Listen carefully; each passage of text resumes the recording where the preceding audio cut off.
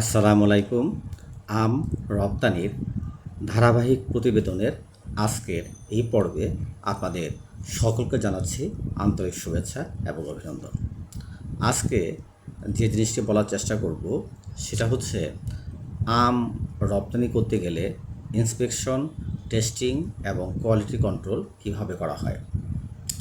আপনারা আমার পূর্বেকার ভিডিওগুলো ডিসক্রিপশন বক্সে দেওয়া থাকবে, আপনারা যারা আগ্রহী তারা দেখতে পারেন।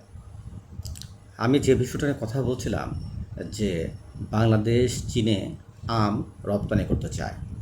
আমরা চাচ্ছি যত দ্রুত সম্ভব চীনে আম রপ্তানি করতে। কাজেই বিশ্বের অন্যান্য যে দেশগুলো চীনে আম রপ্তানি করছে তাদের অভিজ্ঞতাকে কাজে লাগিয়ে কত দ্রুত আমরা তা বাস্তবায়ন করতে পারি এই নিরিখেই আমার এই ভিডিওগুলো বানানো।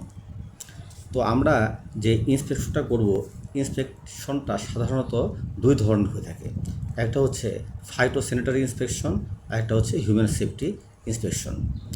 এখন ফাইটোস্যানিটারি যে ইন্সপেকশন আছে সেটার মূল বিষয়টা হচ্ছে যে চীনে যে ইনসেক্ট বা ডিজিজগুলো নেই, চীন যখন আম কম্বোডিয়া থেকে আমদানি করে তখন কিন্তু তারা স্পেসিফিকভাবে কিছু তারা ইনসেক্ট বা ডিজিজের নাম উল্লেখ করে দেয় এবং অবশ্যই সেই ইনসেক্ট এবং ডিজিজগুলো ফ্রি করে আমটা রপ্তানি করতে হবে।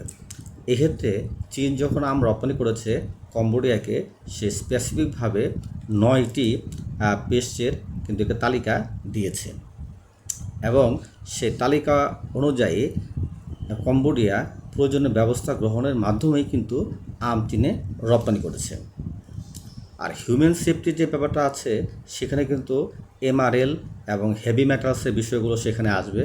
যেমন এমআরএল জন্য চীনে যে একটা আইন রয়েছে, যে চায়নাস national standards for maximum residue limit, যেটা 2019 সালে আপ টু ডেট করা হয়েছে, সে আইনের আলোকে চীন কিন্তু এ পর্যন্ত 75টি বিভিন্ন ধরনের পেস্টিসাইড নিয়ে তারা পরীক্ষা নিরীক্ষা করেছে এবং তারা একটি এমআরএল গাইডলাইন তারা ঠিক করেছে।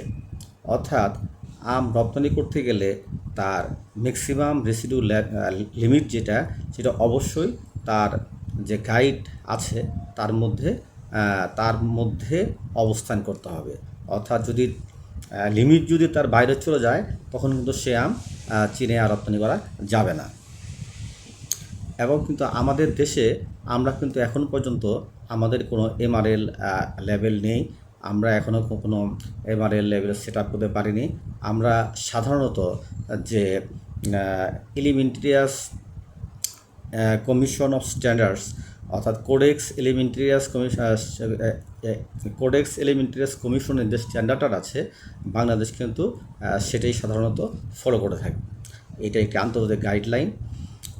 তো এখন বোঝা যাচ্ছে যে আম রপ্তানি করতে গেলে আমাদের যে সমস্ত বাধ্যবাধকতাগুলি রয়েছে, আমাদের যে কনস্ট্রেইনগুলি রয়েছে, সেগুলো কিন্তু দূর না করলে আমরা কিন্তু পিছিয়ে পড়ব। এবং যে আমগুলো চীনে রপ্তানি করা হয়, রপ্তানির জন্য হেভি মেটালসের কিন্তু একটা স্পেসিফিক মান তারা বলে দিয়েছে। এক্ষেত্রে যেমন তারা লেড এবং ক্যাডমিয়াম দুটোর মান তারা বলে দিয়েছে। যেমন লেড হতে হবে 0.1 মিলিগ্রাম পার কেজি এবং ক্যাডমিয়াম হচ্ছে 0.05 মিলিগ্রাম পার কেজি। অর্থাৎ এটা অত্যন্ত সূক্ষ্ম একটি পরীক্ষা, যেটা পিপিএম বা পিপিবি লেভেলের পরীক্ষা, অর্থাৎ পার্টস পার মিলিয়ন বা পার্টস পার বিলিয়ন, অতি সূক্ষ্ম পরীক্ষা। কাজেই এই পরীক্ষাগুলোর সুযোগ আমাদের সৃষ্টি না হলে আমরা কিন্তু পিছিয়ে পড়ব। এবং এই আম সে দেশে প্রবেশের পরও যখন এটা হোলসেল মার্কেট কিংবা রিটেইল মার্কেটে বিক্রি হবে তখনও কিন্তু বিভিন্ন তাদের সংস্থা সেগুলো র্যান্ডমলি স্যাম্পলিং করে এবং র্যান্ডম স্যাম্পলিংয়ের মাধ্যমে কোনো একটি আম পরীক্ষার পর যদি এমআরএল লেভেল যদি হাই পায় সেক্ষেত্রেও কিন্তু তারা প্রয়োজনীয় ব্যবস্থা গ্রহণ করে। কাজেই বোঝা যাচ্ছে যে আইন কানুনের দিক থেকে তারা কতটা স্ট্রিক্ট। এখন যে বিষয়টা বলবো যে কাগজ, আমি চীনের আম রপ্তানি করলে কী কাগজপত্রের কথা সাধারণত তারা উল্লেখ করে থাকে। এক্ষেত্রে অবশ্যই অফিসিয়াল ফাইটোস্যানিটারি সার্টিফিকেট, যেটা সংক্ষেপে আমরা পিসি বলি, অর্থাৎ বাংলা যেটাকে বলা হয় উদ্ভিদ স্বাস্থ্য সনদ, সেটা অবশ্যই লাগবে।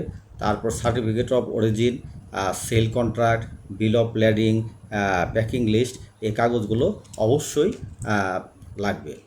এবং পাশে স্পেসিফিকভাবে আম রপ্তানির জন্য যে কোয়ারেন্টাইন ট্রিটমেন্ট, সেই কোয়ারেন্টাইন ট্রিটমেন্টের কিন্তু স্পেসিফিক কাগজ অবশ্যই আপনাকে সাবমিট করতে হবে। যেমন এক্ষেত্রে চীন সাধারণত ভ্যাপার হিট ট্রিটমেন্ট এবং হট ওয়াটার ইমার্শন ট্রিটমেন্ট এই দুটো কোয়ারেন্টাইন ট্রিটমেন্টের কথা সাধারণত উল্লেখ করে থাকে। এবং ভ্যাপার হিট ট্রিটমেন্টের ক্ষেত্রে টেম্পারেচার 47°C, এটা 20 মিনিট, এবং সেটা 95%। আর রিলেটিভ যে হিউমিডিটি, এই যে একটা কন্ডিশন তারা কিন্তু দিয়ে থাকে। এবং হট ওয়াটার ইমার্শন ট্রিটমেন্টের মধ্যে এটা ইমার্শন বা এটা ম্যাঙ্গো হট ওয়াটারের ভিতরে 48°C তাপমাত্রায় সাধারণত 60 মিনিট রাখতে হয়।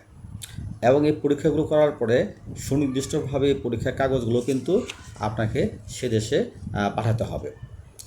কাজেই আজকের এই আলোচনা থেকে আমরা এতটুকু বুঝতে পারলাম যে আমাদের যে কোয়ারেন্টিন ট্রিটমেন্টের যে ফেসিলিটিস, সে ট্রিটমেন্ট ফেসিলিটিস পাশাপাশি প্যাকিং হাউস ফেসিলিটিস এবং MRL লেভেল ডিটেকশন করার জন্য যে ধরনের ফেসিলিটিস দরকার, সেগুলো যদি না নিশ্চিত করতে পারি তাহলে কিন্তু চীনে আম পাঠানো আমাদের পক্ষে এতটা সহজসাধ্য হবে না, এই অনেক ক্ষেত্রে হয়তো পাঠানোই সম্ভব হবে না। কাজেই এ বিষয়ে এখনই আমাদের প্রস্তুতি গ্রহণ করতে হবে, এবং সে প্রস্তুতি নিয়ে আমরা আগামীতে চীন সহ বিশ্বের বিভিন্ন দেশে আম রপ্তানি করব, এই আশাবাদ ব্যক্ত করে এবং আমার ভিডিওটা দেখার জন্য আপনাদের সকলকেই আবারও ধন্যবাদ জানিয়ে এবং লাইক, শেয়ার, কমেন্টসের মাধ্যমে আশা করি আপনারা আপনাদের মূল্যবান মতামত জানাবেন। এবং আগামীতে এই বিষয়ে আরও ভিডিও বানানোর ইচ্ছা রয়েছে। আপনাদের সকলকেই অনেক ধন্যবাদ। আসসালামু আলাইকুম।